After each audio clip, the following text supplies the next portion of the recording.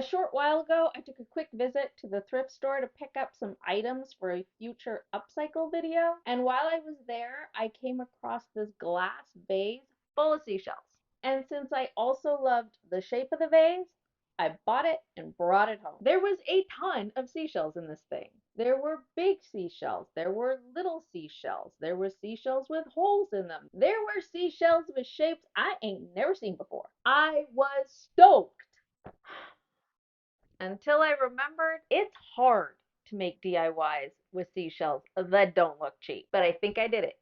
In the pile of seashells, there were these two larger clamshells with holes in the middle, and I knew instantly what they wanted to be. So to recreate this, you're going to need two larger shells with a hole in the middle, some wooden beads, some white chalk paint, some blue chalk paint, and some antiquing wax. Oh, and some twine. You're gonna need some twine. Next, you're gonna want to grab some wooden beads. I'm just using some wooden beads I got from Amazon that have no coating on them, and I'm picking them out in various sizes. Then I'm popping a few into 3 different Ziploc bags so that I can add a bit of antiquing wax to one. And then you're just gonna want to seal that bag closed and then mush those beads around in the paint. This is so much fun. Aside and then do that with the second bag, but this time you're gonna go in with some of that gorgeous navy blue color and again seal that shut and then just mush them around. That wasn't enough excitement for one day, you're gonna do the same thing to the white paint. Now once your beads have been thoroughly smooshed, you're gonna wanna lay them out to dry. So I would recommend just getting like a piece of saran wrap and laying that down. Grab yourself a cup, place your Ziploc bag in the cup and fold it over so that you can easily access these with a wooden skewer. Just stick that wooden skewer in the middle of each of the holes of the beads and then lay that out on your saran wrap to dry. You're going to want to do this for each of the 3 colors. Now I found that once the beads had had a chance to dry, the blue ones especially were just too solid in color. To make these look a little more worn and old, we're just gonna rub them against some sandpaper and wear away some of that blue paint so that you end up with something that looks a little bit more like this. I also decided to give the white ones the same treatment but skipped doing the ones with the antiquing wax because they didn't really need it. Okay, now we're gonna make a tassel. I just grabbed this shell kit I had because the box was about the right size, and using my twine, just wrap it around whatever item you choose about 25 times and then slip the twine off of your object. Next, you're going to want to cut a piece of twine off the original twine roll and use this to tie all of your twine loops together with a double knot. And once you have all your twine loops in place, you're just going to want to cut the opposite end to where you've tied it. And then going in again with those scissors, just trim that tassel up so that all of the twine strands are the same length. Okay, find that knot that you tied and then flip your twine bundle on itself so that the knot ends up at the bottom and the 2 end twine pieces end up part of your tassel.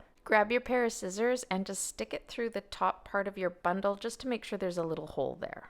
Next, cut off a smaller piece of twine and wrap that around your bundle. Grab the tassel end that is furthest from you and bring that to the center of your tassel bundle and then lift it so that it's coming out the top. And then grab the other end of the twine that is closer to you and start wrapping that around several times. Once you're satisfied with the amount of twine wrapped around, grab that tassel end that you had sticking out the top and tie it to the end that you've been wrapping around. And then just simply tuck that knot in behind the wrapped twine with a pair of tweezers. Decide on how long you want your bead garland to be and then cut down your twine to size. Stick that through the hole at the top of your tassel and then double knot it. Next, collect all your painted beads. Here they are, all worn out and looking fantastic. And then to keep things organized, I would recommend just taking the time to lay out your pattern. Now, when you tied those twine ends together, you're going to end up with a shorter end.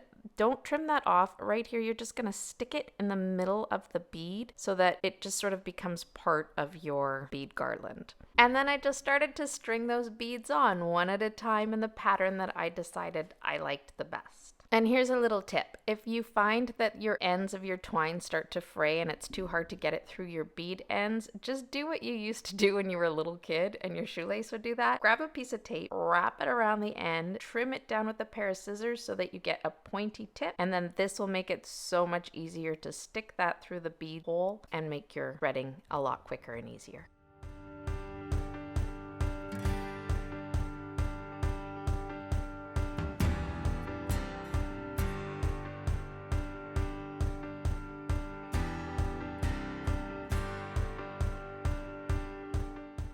Now when I reached the end, I changed it up a little bit. I didn't put any blue beads kind of close to the shells because I thought it would look a touch garish. Now it was time to string on those seashells, the whole reason we're here to begin with. I started with the smaller seashell so that it would sit on top of the larger seashell and finished it off with a double knot. And here you go, the final look. I totally want to know what you think. Personally, in love with this.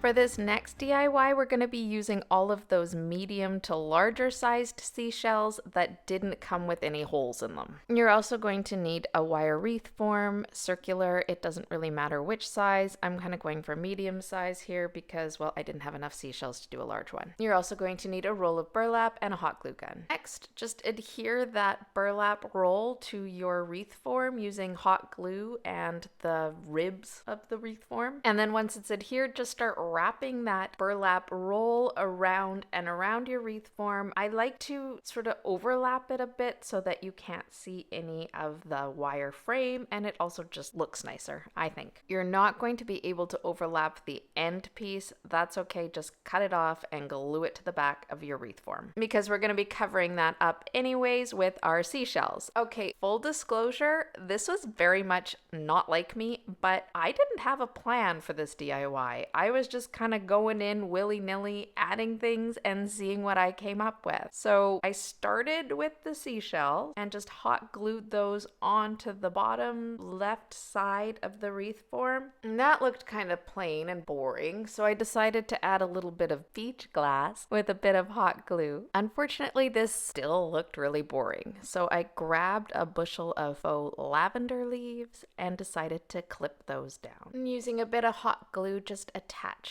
those pieces of lavender underneath the shells. Now, in hindsight, had I had a plan, maybe I would have attached the flowers first and the seashells after. So if you're going to recreate this, consider doing the steps backwards. To fill things out, I also hot glued on a bunch of really super teeny tiny little seashells that I'd got in an Amazon pack that I should have read the dimensions better because they were much smaller than I anticipated. And yet, even with all these larger seashells and small ones and lavender stems, it still looked plain. So I decided to go in with a bit of greenery. I clipped them down into smaller clusters and then, just like with the lavender stems, used some hot glue to adhere them in different places around the wreath.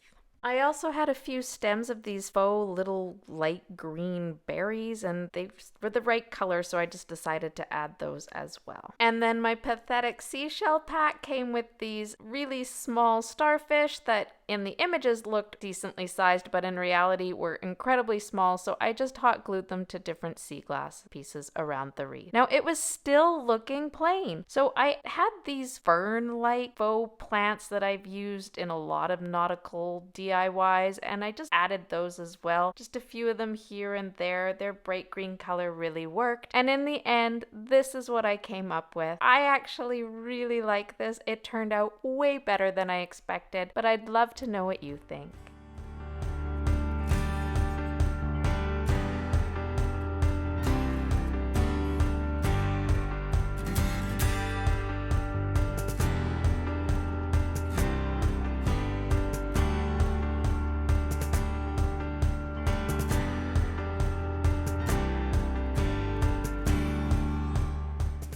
So to go with those tiny seashells that came in the vase that had a hole in the middle, I bought this Amazon pack, and like I said, the seashells were a lot smaller than I anticipated, so we're going to use those and some craft paper and a boxed dollar store frame so that there's space between the back and the glass to create a nautical picture. Now this was a frame I'd used in a prior DIY from my blog, so I'm showing you here to darken it. It was blonde wood before. I just used some antiquing wax, put it on with a small paintbrush, wiped that down with a foam brush, and it really gives that faux wood look. Now on the front of the picture frame was the message, "Give thanks," and although I love this message, it didn't really go with my theme. So using a Cricut scraper, I just gently scraped away any of that paint. Then it was time to select the papers. I love the birds in this, and birds definitely make me think of the beach, but it just didn't seem right. I was also attracted to this more neutral colored one. It kind of reminded me of sand, but when I put it up against the seashells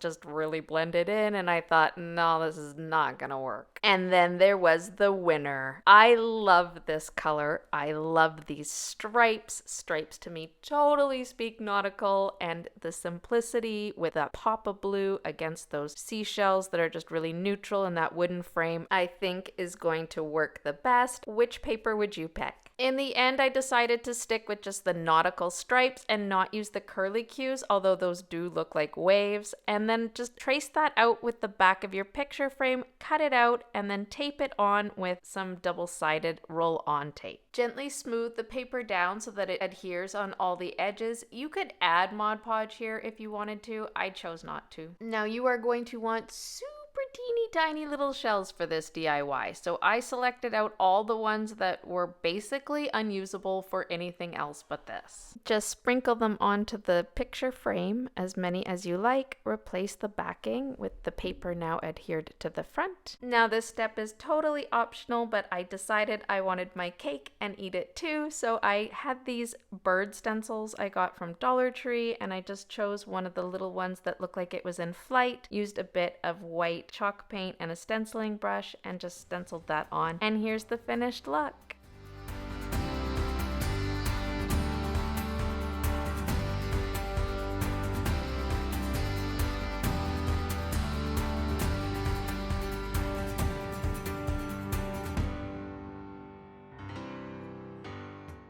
Technically, these didn't come from my glass vase of shells. I had these already, I believe, from Dollar Tree, and they're just these faux starfish that I've had forever and decided to use them up. You're also going to need a large wooden frame. I got this one from Dollarama, but I know you can find them at all types of craft stores. And some Art Minds antiquing wax, because you're going to darken up the ledge and the edge of this wooden frame. For the interior part of the frame, we're going to use some Milk Jug chalk paint from Folk Art, and the whole interior just got a couple of good coats of paint. That dries, just go in again with that Milk Jug chalk paint and a smaller paintbrush, and distress paint the part that you've used the antiquing wax on, so it looks like you have a distressed picture frame. Okay, this next step was a bit of a happy accident. I actually meant to do this on another DIY that I'm coming up with either next week or the week after, and without thinking, I started it on this DIY and got so far into it that I decided just to go for it. So this was just a simple flower stencil I had in my craft room, and I'm going to use some Folk Art chalk paint in Sunset Rose and a little bit of oatmeal chalk paint from Folk Art that quite honestly looks more green than oatmeal. And I simply lined up the stencil, used a small stenciling brush to apply the two colors, and just continued completely around the entire picture frame. Not really going in for the perfect look though here, because we are going for that distressed finished look. Now I wanted to add a little bit more interest to this, so we're going to use some painter's tape to make a nautical stripe print in the center part of our picture frame. Now I'm not even going to attempt to explain how I did this, because if you've been watching me for any length of time, you know that when it comes to measurements, I'm really bad at it. Not the best skill to lack when you're a DIY diehard, but c'est la vie. I will, however, provide you all all of the details with the measurements of the frame and the pieces of tape below in the description. Because trust me, it will be a lot easier for you to follow along that way than it would with you trying to follow along while I bumble my way along. Yeah, so I added the tape into the grid that I wanted, smoothed it down with my Cricut scraper, and then went in with a bit of Craft Smart chalk paint in Blue Dusk. Now, I'm just gonna be honest, I wasn't a huge fan of this Craft Smart chalk paint, at least not in this color. It went on streaky, it wasn't buildable. It'll work for this DIY, but if you're looking for a really pigmented paint, this is not your paint. Luckily, I'm going for a more distressed, worn look again, so as I peel the paint back, it will work just fine. In order to make these starfish look a little more real and a lot less Dollar Tree faux, use a bit of an off-white chalk paint, such as the Milk Jug chalk paint from Folk Art, and on the sides and the underside of the starfish, it just looks a bit more real, that part, I find, and it will be easier to glue the bumpy side to the board later on. Paint that with the off-white chalk paint, and then go in with a bit of antiquing wax and a fluffy dry brush and just blend that out so that you get a bit of dimension and color to these starfish. And then just grab some sandpaper and distress everything that you've painted, the stripes and the flowers alike. Hot glue your starfish to the center of the inside of the board. Et voila, you have yourself a gorgeous nautical wall art piece that you made for under $10.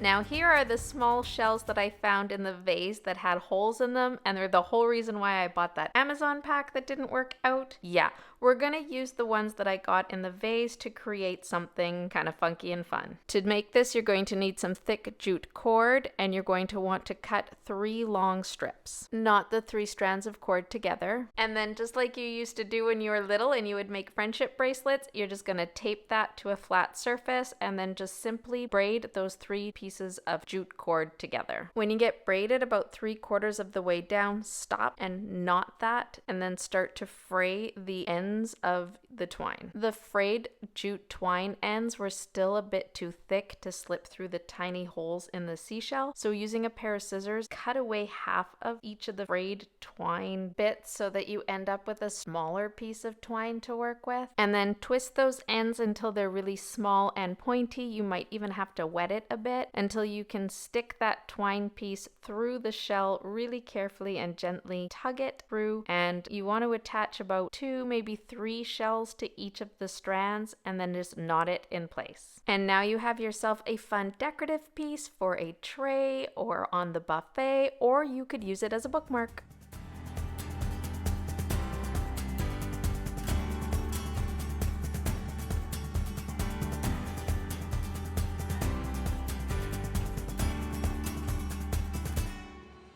If you enjoyed those, give me a thumbs up. If you hit the notification bell, it'll let you know the next time I upload. Oh, and you might enjoy the